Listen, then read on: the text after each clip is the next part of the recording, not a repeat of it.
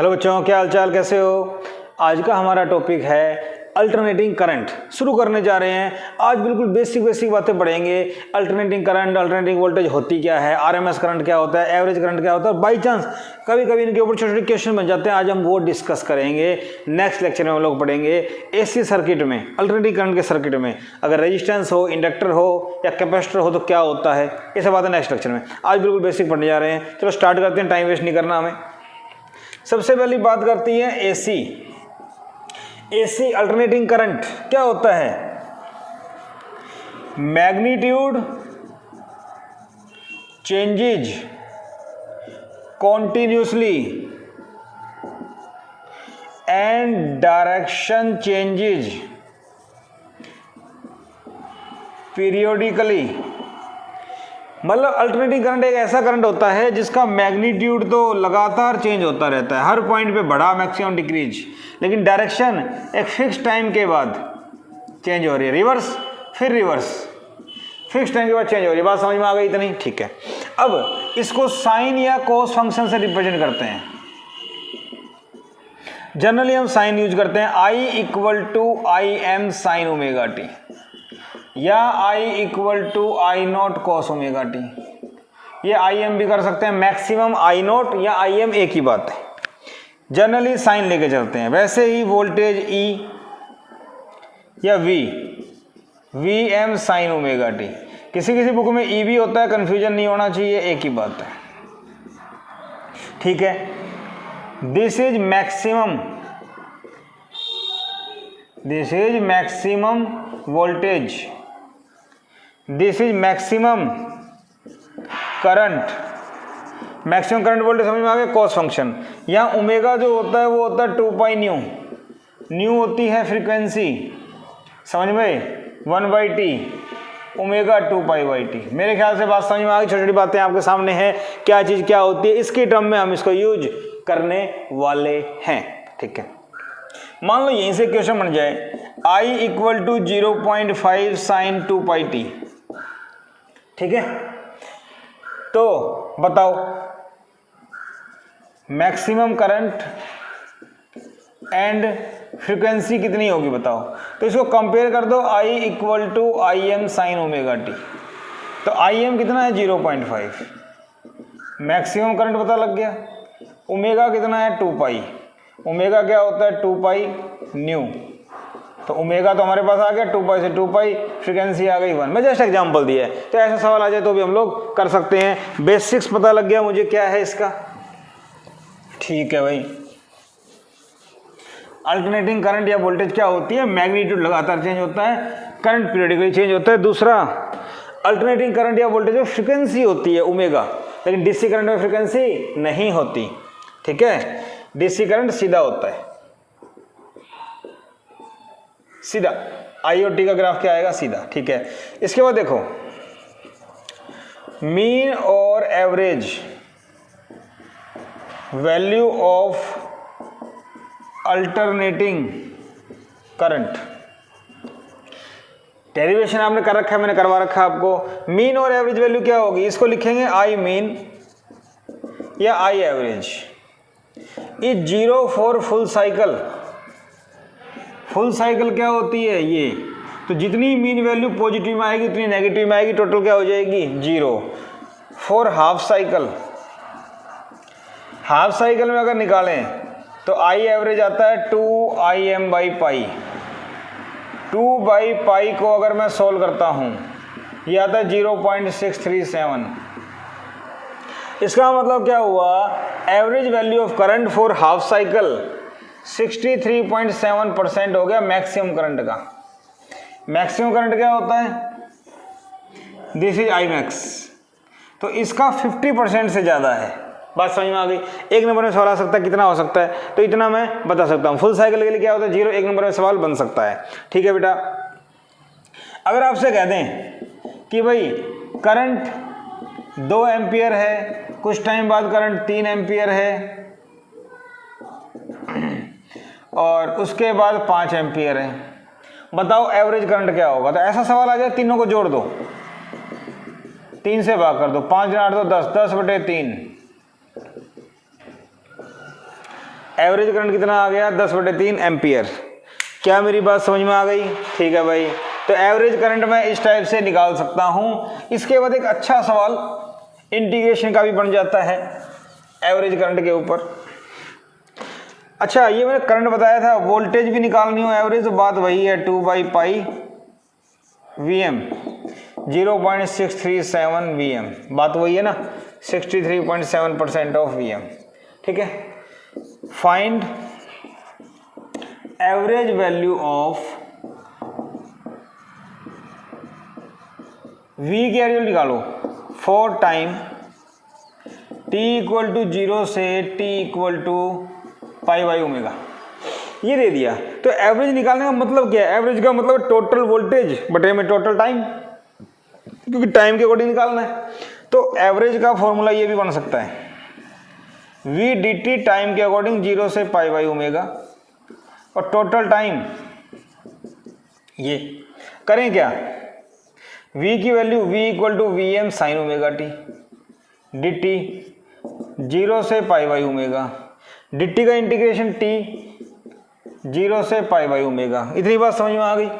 V average क्या है? देखो Vm साइन का इंटीग्रेशन माइनस cos ωt, और इंटीग्रेशन के बाद ये नीचे आ गया ओमेगा। ठीक है, 0 से π/ω। यहाँ देखा जाए अपर लिमिट π/ω -0, तो V एवरेज क्या आ गया भाई? Vm बटे में ओमेगा माइनस बार ले लो, कोस ओमेगा t की जगह π/ω minus cos 0, upper limit lower limit apply कर दी, π/ω -0, ओमेगा से ओमेगा नीचे cancel, minus Vm/π, cos pi -1, cos 0 1, 2 Vm/π। तो वही आंसर आ गया जो हमारा आता है, वही आ गया। तो ये सवाल भी हम लोग कर सकते हैं 2 नंबर में आ जाए तो। ये इंटीग्रेशन का मेथड भी हमें आना चाहिए। अगर मेरा टारगेट 95+ का है तो घुमा के दे सकते हैं। ठीक है भाई, ये भी बात समझ में आ गई। मीन और एवरेज वैल्यू कैसे निकालते हैं, क्लियर हो गया।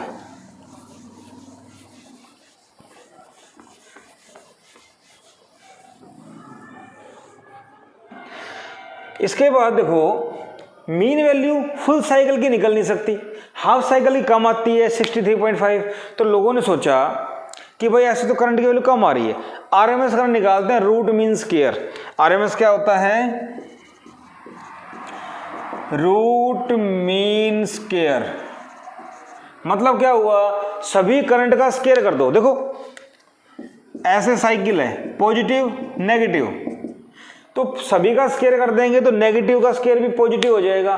फिर उसका मीन ले लो, स्क्वायर करके मीन ले लो, और स्क्वायर क्या था? रूट कर दो, रूट मीन स्क्वायर वैल्यू। तो आई आरएमएस, इसको आई वर्चुअल भी बोलते हैं और आई इफेक्टिव भी बोलते हैं। RMS value, virtual value, effective value एक ही बात है। तो फॉर्मूला बन सकता है, मान लो 3 करंट है, तीनों का स्क्वायर कर दो, 3 से डिवाइड कर दो, स्क्वायर फिर मीन और रूट मीन स्क्वायर वैल्यू इसको बोलते हैं। और सोल्व करते हैं तो ये आता है Im/√2, वोल्टेज आती है Vm/√2। बात समझ में आ गई? मैक्सिमम का √2, और ये सोल्व करेंगे तो 0.707 और मैक्सिमम उससे ज़्यादा आ रहा है। इसका मतलब क्या हुआ? इसका मतलब हुआ आई वर्चुअल हो गया 70.7, 100 से गुणा कर दो, % ऑफ मैक्सिमम। वोल्टेज हो गई 70.7% ऑफ मैक्सिमम वोल्टेज। तो मेरी बात समझ में आ गई? ठीक है, तो वोल्टेज इतनी हो जाती है मैक्सिमम का, करंट इतना हो जाता है। क्या मेरी बातें समझ में आ गई? इसके ऊपर सवाल क्या बन जाएगा? देखो, मान लो आपको इक्वेशन दे दें I = 3 sin 314t। ठीक है, find maximum current, frequency and RMS current. अब ये सवाल देते हैं, क्या करें? कंपेयर करो। I = Im sin ωt। तो सबसे पहले ओमेगा 314, 2 पाई न्यू, पाई कितना होता है? 3.14, पॉइंट हटाएंगे तो बटे में 100, क्रॉस मल्टीप्लाई, फ्रिक्वेंसी आ गई 50। IM अगर देखें तो कितना है 3, मैक्सिमम करंट कितना है 3, तो I वर्चुअल क्या होता है IM/√2, 3/√2 एम्पियर, खत्म सवाल। RMS करंट कितना आया 3/√2, ठीक है। इसी में अगर मान लो आपसे पूछे एवरेज करंट बताओ, तो बेटा एवरेज भी आ जाएगा 2IM/π, 2/π पता है 0.637, IM कितना है 3, सॉल्व कर लो। 3 7 21, 2 3 3 9 2 11, 3 6 18 1 19, 3 के बाद 0, खत्म।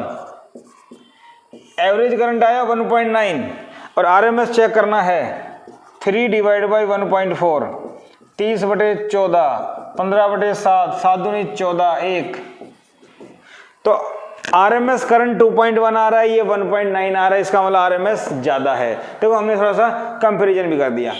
तो अगर ऐसी इक्वेशन आ जाए, कंपेयर कर दो, मैक्सिमम करंट आ गया IM/√2, RMS करंट होता है 2IM/π, या एवरेज करंट होता है, सोल्व कर लेंगे, ओमेगा निकल जाएगा। ठीक है भाई, बात समझ में आ गई आप लोगों को? ऐसा करंट आ जाए तो हम सोल्व कर सकते हैं, ये भी ठीक है, वही कर लेंगे। इसके बाद अगर मान लो कोई आपको दे दे कि भाई ये दिया हुआ है आपको टाइम, ये करंट है इस टाइप से 2 एम्पियर, -2 एम्पियर और ये भी 2 एम्पियर, ठीक है। कितनी साइकिल हैं 1 2 3, तो I1 2 ampere, I2 2 ampere, direction opposite है, I3 भी 2 एम्पियर। कोई आपसे पूछे फाइंड RMS करंट,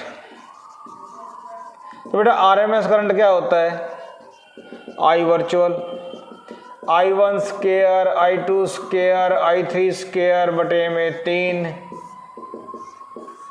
2 2 2, 2 का स्क्वायर, 2 का स्क्वायर, 2 का स्क्वायर बटे में 3, 4 4 4 12 बटे में 3, √4, तो मेरा आंसर 2 एम्पीयर ही आया। तो ऐसा सवाल आ जाए तो भी हम कर सकते हैं, घबराना नहीं है, कुछ भी आपको दे सकते हैं, टेंशन वाली कोई बात नहीं है, हम लोग इसको सोल्व कर सकते हैं। ठीक है भाई, कर देंगे। मान लो एक नंबर में सवाल आ जाए, रूट मीन स्क्वायर करंट और RMS करंट को डिवाइड करो, मतलब दोनों में क्या रिलेशन है, relation between I virtual and I average, बताओ भाई। तो बेटा I वर्चुअल कितना है IM/√2, I RMS कितना है 2IM/π, दोनों को डिवाइड कर दो I वर्चुअल बटे में, सॉरी I एवरेज कहलाएगा, ये भावनाओं में बह जाते हैं हम। I वर्चुअल है IM/√2, 2IM बटे में पाई, IM से IM कैंसिल, √2 नीचे है, ये भी नीचे है, पाई ऊपर आ जाएगा, तो ये मेरे पास आंसर आ गया I वर्चुअल बटे में I एवरेज, पाई अपॉन में 2√2। कुछ आएंगे भाई 2√2 ऊपर आता है, कोई दिक्कत नहीं है, I एवरेज ले लो, I एवरेज बटे में I RMS या वर्चुअल 2√2 बटे पाई, कुछ भी निकाल लो, आपका आंसर यही है। तो वर्चुअल ज़्यादा है ना, इसलिए ये इतना है। मेरी बात समझ में आ गई? तो इस तरह से बेसिक सवाल बन सकते हैं। इंट्रोडक्शन किया हमने आज AC का, कल हम आगे बढ़ेंगे नेक्स्ट लेक्चर में। उम्मीद है आपको इंट्रोडक्शन समझ में आ गया होगा। ये बातें अगर आपके भेजे में घुस जाती, दिमाग में घुस जाती, तो आगे आपको परेशानी नहीं होगी। जनरली बच्चे कहते हैं AC की थ्योरी तो हो जाती है, न्यूमेरिकल नहीं होती, थ्योरी रट लेते हैं, रटना नहीं है, समझो। बेसिक समझ में आ गया तो हम कर सकते हैं। तो बने रहिए, आपका अपना channel physics classes by Manoj Gupta. Next lecture के लिए कल तक का वेट कीजिए। Till then bye bye, thank you.